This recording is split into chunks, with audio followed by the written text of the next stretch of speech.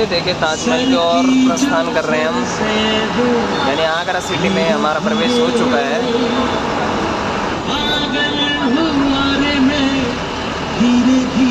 नमस्कार दोस्तों, तो इस टाइम मैं हूँ आगरा में और आगरा के किले में। तो आगरा का किला वो मुग़ल शासन किला है, जब मुग़ल यहाँ पर शासन किया करते थे।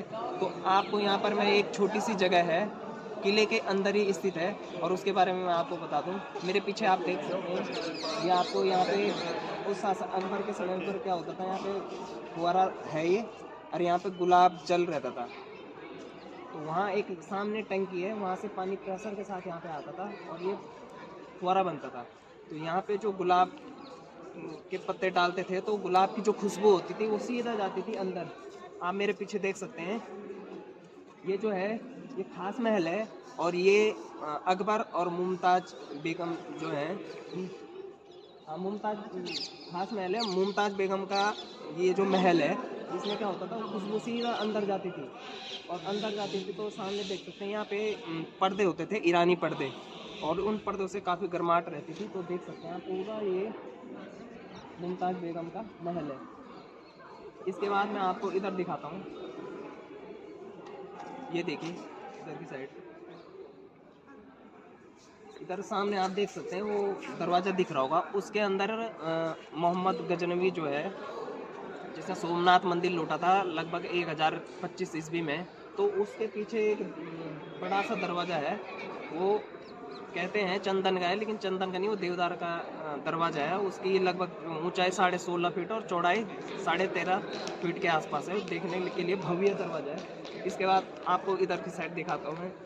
इस पर ये परिसर में आप देख रहे होंगे, ये मुग़ल शासक जो जहांगीर है, तो जहांगीर के समय का ये अंगूर गार्डन है। यहाँ पर अंगूर हुआ करते थे, क्योंकि जहांगीर को नशा करने की आदत थी, वो मदिरा का पान किया करते थे, तो उन्होंने अपने लिए यहाँ पे अंगूर का गार्डन बना रखा था। तो देख सकते हैं आप, ये पूरा उधर तक, और अंगूर गार्डन के उस तरफ आप पीछे देखें अगर, तो अकबर का दीवाने खास था वहाँ पर।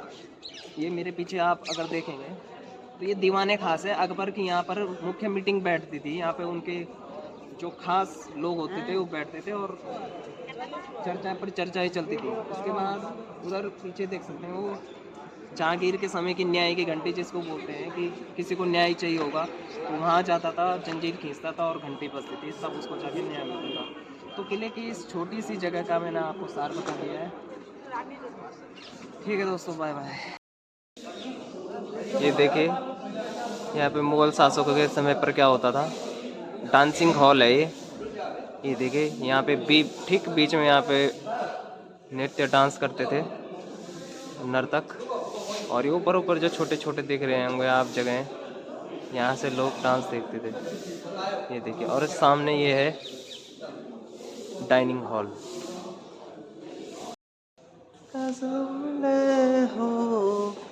ऐसे तुम मिले हो, जैसे मिल रही हो।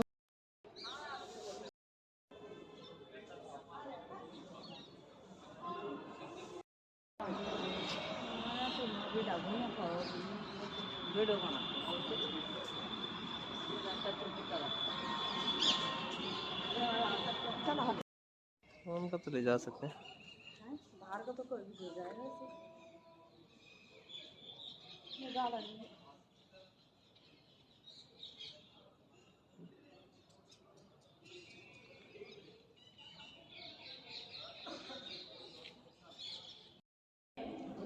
मैं सब बिस्तर कुछ नाम नहीं इनका बोल रहा हूँ हैं, मौसम मान ले रहा है ना ना ना। हाँ हाँ। नमस्कार दोस्तों, तो आज आया हूँ मैं आगरा, और आगरा के मैं इस टाइम आप पीछे देख सकते हैं मेरे आगरा के किले में मैं मौजूद हूँ। और यहाँ आने के लिए सबसे पहले आपको, जैसे हम मथुरा से आए हैं, तो मथुरा से हम कल आए थे, कल हमने यहीं स्टे किया। सबसे पहले अगर आपको आना है तो ISBT रुके हम, ISBT आगरा से लगभग 2-3 किलोमीटर पे बिजली भवन है, तो वहीं पे आपको लगभग 800-1000 कम से कम इतने का रूम मिल जाएगा, 3-4 बंदों के लिए आराम से रह सकते हैं। तो आज सुबह ही हमने फिर वहाँ से कमरे से हम इधर आए, सबसे पहले लाल किला है, क्योंकि ये मौसम है जनवरी का और जनवरी में यहाँ पर बहुत ही ज़्यादा ठंड है, कोहरा है, तो गर्म कपड़े अपने साथ ज़रूर लेके आएँ। और कोहरे की वजह से ताजमहल तो दिख नहीं पाता था, तो सबसे पहले हम ये आगरा के किले में आए हैं। और आगरा के किले में जैसे हम आए हैं तो यहाँ पे लगभग 50 रुपये का एक व्यक्ति का टिकट कटता है, और इलेक्ट्रॉनिक आइटम अंदर ला नहीं सकते, वैसे गिम्बल ला सकते हैं, स्टैंड नहीं ला सकते, और मोबाइल भी ला सकते हैं, फोटोग्राफी वीडियोग्राफी आराम से कर सकते हो। तो यहाँ आने के लिए कम से कम आपको 2 से 3 घंटे समय इतना चाहिए होता है। और मैं इस किले के बारे में आपको थोड़ा इतिहास बता दूं। ये किला सबसे पहले मोहम्मद गजनवी से स्टार्ट करें तो 1025 के आसपास जब वो आए थे, उन्होंने, क्योंकि आपको पता ही है इतिहास पढ़ा होगा, तो अटैक करते थे, लूटते थे चीज़ों को, तो उन्होंने सबसे पहले उन्हीं के शासन में ये किला रहा है। और उसके बाद इसमें सिकंदर लोदी थे, जो कि लोदी वंश के ही थे, उन्होंने अपनी राजधानी दिल्ली से आगरा शिफ्ट करी, और उनके समय कुछ हिस्सा उन्होंने बनाया, मतलब कई शासक आए, उन्होंने इसमें काम करते गए। उसके बाद लोधी, जब पानीपत का युद्ध हुआ था, पानीपत का पहला युद्ध बाबर और लोधी वंश से, तो मुगल जीत गए थे, और बाबर जो थे, तब ये बाबर जो मुगल वंश है उनके अधीन आ गया था किला। और मुख्य रूप से क्या हुआ, तब अकबर के समय में लगभग यहाँ पे 500 के आसपास भवन थे, और उसके बाद क्या हुआ, शाहजहाँ ने मतलब वो तुड़वा कर उसको महल बना दिए थे यहाँ पे। और तब उसके बाद तब अंग्रेज आए, और तब अब ये भारतीय सरकार के अधीन है। और इसके आगे मैं इस किले की मुख्य विशेषता आपको बता दूं। किले के सामने आप देख सकते हैं, ये दक्षिणी गेट है। एंट्री जब होती है तो दक्षिणी गेट से ही होती है। इस गेट को अमर सिंह गेट बोलते हैं, और इसके 4 गेट हैं, आपको बता दूं। ये दक्षिणी गेट है, और इसके बिल्कुल अब पीछे की साइड आप देख सकते हैं, वहाँ पे दिल्ली दरवाज़ा है, और उसके पीछे दिल्ली, अगर राइट साइड देखें ये वाला गेट, तो इस गेट को खिजरी गेट बोलते हैं। और फिर इधर की साइड अगर आप देखेंगे, जो मुख्य गेट है, इसके लेफ्ट की तरफ यहाँ पर भी एक हाथी गेट है। तो इस तरह से 4 गेट यहाँ पर हो गए हैं। तो इधर गेट सबसे पहले वहाँ से अगर शुरू करें तो जो ये मुख्य दरवाज़ा यानी अमर सिंह गेट, इसके पीछे की तरफ जो दिशा पड़ती है वो उत्तर दिशा है, ये दक्षिण दिशा है, इधर पूरब इधर पश्चिम। तो जो उत्तर की साइड दिशा है वहाँ पर मीरा बाज़ार भी, और पीछे की साइड आप यहाँ से देख सकते हैं वो सफ़ेद मोती मस्जिद है। तो मोती मस्जिद है, और बीच में हम सबसे पहले एंट्री इधर से होती है, यानी पूर्वी दरवाजे से। तो पूर्वी दरवाजे में आप देख सकते हैं, अंदर जाओगे तो सबसे पहले गजनवी का एक दरवाज़ा आएगा, और उसके बाद जो है मुमताज़ बेगम का कक्षा आता है, और उसके सामने ही अंगूरी बाग आता है, और अंगूरी बाग के उधर ही दीवान खास है, और ठीक मध्य में दीवान आम है। काफ़ी बड़ा परिसर है जहाँ पर उनका दरबार, बादशाह का दरबार बैठता था। और आपको इधर की साइड में अगर दिखा दूँ तो यहाँ पर एक अकबरी महल है, इधर आप देख सकते हैं, ये यानी इस किले के पूर्व दिशा की ओर अकबरी महल है, जो अभी टूट चुका है। ये पहले लाल बलुआ पत्थर का था, देख सकते हैं। तो ये जो अकबरी महल है, यहाँ पर बीच में एक बड़ा सा आंगन है, और यहाँ पर बाबरी भी हैं, कुएं हैं काफ़ी गहरे, और लगभग 5000 स्त्रियाँ यहाँ पर रहती थी। और इस किले के ही पूर्व दिशा की ओर यमुना नदी बहती है, और अगर यहाँ से हम देखें तो यहाँ से ताजमहल भी आराम से दिख सकता है। हालांकि इस समय नहीं दिख पा रहा क्योंकि बहुत ज़्यादा यहाँ पर घना कोहरा है। और ये जो देख सकते हैं आप, ये लाल पत्थर है, काफ़ी मजबूत पत्थर है। तो यहाँ पर आप अगर चलें तो आराम से चलें, क्योंकि अगर नहीं चलेंगे संभल के तो चोट खाने का काफ़ी डर रहता है। तो और भारतीय सर्वे ऑफ इंडिया के अधीन है, और 1983 में इस किले को, आगरा के किले को विश्व विरासत का दर्जा मिला है। तो यहाँ पर देश विदेशों से भी काफ़ी पर्यटक आते हैं, और गाइड भी हैं। अगर आपको गाइड चाहिए तो 400-500 में आपको गाइड भी मिल जाएगा, जो हर एक हिस्से का आपको बताएगा। क्योंकि अंदर एक शीश महल भी है। उसकी विशेषता मैं ये बता दूं कि शीश महल में मतलब सिर्फ रोशनदान है वहाँ पे, और वहाँ पे अफ्रीका से अलेप्पो शहर से जो है शाहजहाँ ने वो मंगाए थे, छोटे छोटे मिरर मंगाए थे। अगर अंदर एक बत्ती कैंडल भी जलाओगे तो उसकी जो प्रकाश है वो चारों तरफ बिखर जाता है। तो अंदर इस तरह की छोटी छोटी कई सारी चीज़ें, अगर आप आएंगे तो खुद ही देख पाएंगे। तो हाँ, मैं गाइड के बारे में आपको बता रहा था, तो अगर यहाँ पे आओगे तो गाइड आपको आराम से मिल जाएगा। वो हर एक जगह का आपको विशेषता बताएगा, यहाँ पर कौन सा शासक क्या क्या करते थे। और नहीं भी चाहिए तो आपको वैसे भी, अगर आपका बजट कम है तो यहाँ पर सरकार द्वारा, विभाग द्वारा जो है सर्वे ऑफ इंडिया के इतिहास के बारे में लिखा हुआ है, तो वो पढ़ के भी आप यहाँ पर समझ सकते हैं। लेकिन बहुत ज़्यादा गहराई में अगर आपको जो है ना बहुत ज़्यादा समझना है, समझ बनानी है, आपको ज्ञान का विस्तार करना है आपको, तो तब आपको गाइड ही लेना पड़ेगा। और यहाँ पर कुछ कुछ हिस्से भी बंद कर गए, जैसे यहाँ पर एंट्री जो किले के चारों तरफ है, यहाँ पर जा नहीं सकते हैं, यहाँ पर अलाउड नहीं है। तो ये किला काफ़ी ऊंचा बना रखा है और काफ़ी ज़्यादा मजबूत हुआ है, यानी लगभग 400-500 सालों से भी पुराना ये किला है और काफ़ी मजबूत है। तो इस तरह से मैंने आपको यहाँ की डिटेल बता दी। और अब हम प्रस्थान करेंगे ताजमहल की ओर। लगभग 2 से 3 घंटा समय हमने यहाँ पर बिता दिया है और अब धूप भी खिल गई है, तभी यहाँ पे वीडियो बन पा रही है, ना तो अब तक तो इतने ज़्यादा ठंड थी, कोहरा थी। जब भी आप आए, अगर सर्दियों के मौसम में आओगे तो गर्म कपड़े ज़रूर लाएँ। तो अब इसके बाद हम ताजमहल जाएंगे और कुछ फोटोग्राफी और वीडियोग्राफी वहाँ करेंगे। धन्यवाद। ये देखिए सामने द्वार है, ये इसका दक्षिणी हिस्सा है ताजमहल का जो परिसर है, और ये इसका पश्चिमी हिस्सा है जहाँ सूर्यास्त हो रहा है। ये देखिए इस टाइम सूर्यास्त का ही समय है। और जो पूर्वी गेट है यानी पूर्वी दिशा, वो इधर है, ये देख सकते हैं आप। और ताजमहल का जो व्यू है वो इस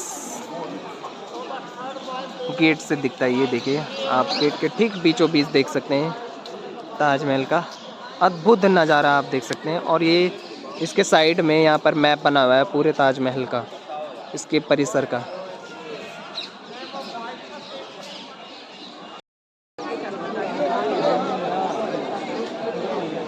ये देखिए सामने ताजमहल, और ताजमहल के पीछे यमुना नदी उत्तर दिशा है। ये सामने आप देख सकते हैं, ये उत्तर दिशा है। और ताजमहल के ये लेफ्ट में मस्जिद है और दूसरी तरफ मेहमान खाना है ये। और ये बीच में अगर देखें तो एक साइड है जल महल, दोनों साइड जल महल है, यहाँ पर दिखाई नहीं दे रहा है। और म्यूज़ियम भी है उसके अंदर, उसमें मुग़ल कालीन मुद्राएं हैं, हथियार हैं, पत्र हैं, कई तरह के फरमान हैं। और अगर इसके दाएं तरफ देखें तो दाएं तरफ भी एक जल महल है। और इसका जो मुख्य गेट है ये दिखाता हूँ मैं आपको, ये यहाँ से एंट्री होती है। इससे बाहर अगर जाएंगे तो राइट साइड पश्चिमी द्वार पड़ता है और लेफ़्ट साइड पूरी द्वार। तो पश्चिमी द्वार से एंट्री होती है और पूरी द्वार से एग्ज़िट होता है। 2 तरह के द्वार है इसमें। और अभी देखिए काफ़ी भीड़ देख सकते हैं आप, जनवरी का महीना है, सुबह तो काफ़ी कोहरा था तो इसलिए भीड़ कम थी यहाँ पे। और जैसे जैसे दिन ढल रहा है वैसे वैसे भीड़ बहुत ज़्यादा हो रही है। देश विदेश से काफ़ी लोग, काफ़ी संख्या में लोग यहाँ पर आ रहे हैं। ये देखिए, और भारतीय पुरातत्व विभाग के अंदर सिक्योरिटी यहाँ पर बराबर बनी हुई है। यहाँ पर वीडियोग्राफी फोटोग्राफी कर सकते हैं आप, लेकिन एक उसकी निश्चित सीमा है। यानी जहाँ पर मैं खड़ा हूँ वहीं तक ही वीडियो अलाउड है। फोटोग्राफी आगे भी कर सकते हैं लेकिन ब्लॉगिंग नहीं कर सकते। आगे वीडियो बना सकते हो आप लेकिन ब्लॉगिंग करना हो जाती है। तो मैं आपको ताजमहल की थोड़ा यहाँ के इतिहास बता देता हूँ कि ताजमहल क्यों बनाया गया और कब बना। जब मुग़ल बादशाह जो जहांगीर है, उनके पुत्र ये शाहजहाँ, जिनका जन्म हुआ था 1592 में, तो मीरा बाज़ार यहीं आगरा में ही है। तो मीरा बाज़ार में क्या हुआ कि शाहजहाँ की नज़र मुमताज़ बेगम से पड़ी और उनका तब से प्रेम हुआ। और तब से उसके बाद उनका विवाह हुआ। विवाह होने के बाद जब 1631 में 14 पुत्र को जन्म देते समय मुमताज़ बेगम की मृत्यु हो गई और उनकी याद में ही तब से ये उन्होंने ताजमहल बनाया है। और उसके बाद 1666 में बादशाह शाहजहाँ की भी मृत्यु हो गई और उनको भी इसी ताजमहल में दफनाया गया। तो ये इनका एक तरह से प्रेम कहानी थी। और इसके बाद मैं आप बता देता हूँ ताजमहल की क्या क्या यहाँ पर विशेषताएं हैं। ताजमहल के में अंदर मकबरा ही है और उसकी तरफ अगर पीछे की साइड यमुना नदी है।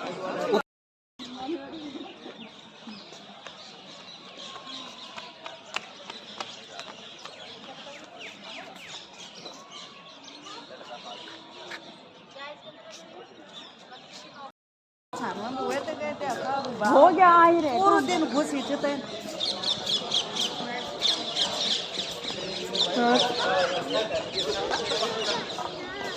ये छोटी राम कफना था वो बता गला छोड़ो नहीं फिर नहीं आगे आसपास कोई नहीं।